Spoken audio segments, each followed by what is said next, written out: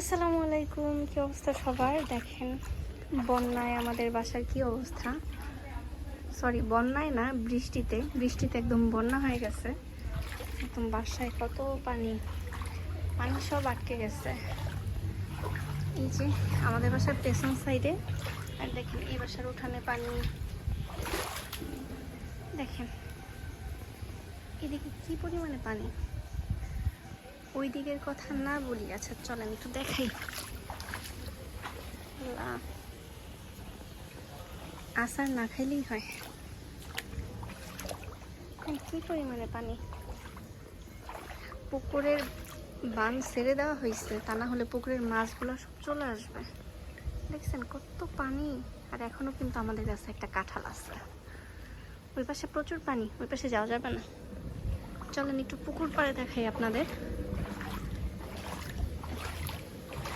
বৃষ্টিতে কার কোথায় কি অবস্থা হয়েছে।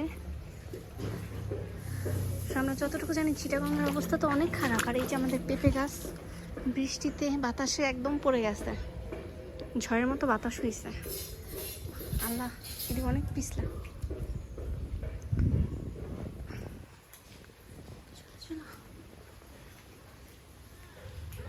বৃষ্টিটা একটু কমছে, সারাদিন অনেক বৃষ্টি ছিল। এই যে আল্লাহু আকবার, দেখেন পুকুর পুরা ভরে গেছে। ওই যে আমার চাচা শ্বশুর দাঁড়ায় আছে, দেখতেছে মাছ আছে কিনা না চলে যাচ্ছে। একদম ভরে গেছে পুকুর। ও ঝড়ে এই গাছটাও পড়ে গেছে। এই যে দেখছেন গাছটা একদম বাতাসে পড়ে গেছে। আমাদের পেঁপে গাছগুলা, আহা, আমার শাশুড়ি মার এত কষ্টের পেঁপে গাছগুলা সব পড়ে গেছে। বেশি দেখেন কত পানি আসতেছে।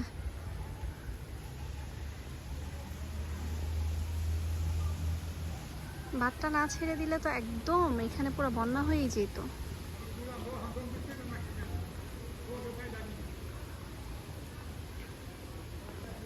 কি অবস্থা। ওইদিকে না যাই, মসজিদের ওইদিকে আজান দিবে, আমি বরঞ্চ বাসার দিকে চলে যাই। আমাদের উঠানে, আমার চাচিদের উঠানে একদম পানি দিয়ে ভরে গেছে। আচ্ছা না, ওই পাশটা আপনাদের একটু দেখাই নিয়ে আসি। দেখেন এইদিকে কি অবস্থা। এই বাসা থেকে তো বেরিয়ে হওয়া যায় না। উম্মে, আর গোসল করার জন্য তোমার পুকুরে যাওয়া লাগবে না। দেখেন কি পরিমাণে পানি। আল্লাহ, একটা পাতা আসছে, আমি ভাবছি কিছু একটা। ওইদিকে একদম বন্যা। থাকেন চলে যাই, কোনো পোকা টোকা থাকলে দেখেন পরিমাণে পানি। আপনারা ভালো থাকবেন, অবশ্যই সেফলি থাকবেন। আল্লাহ হাফেজ।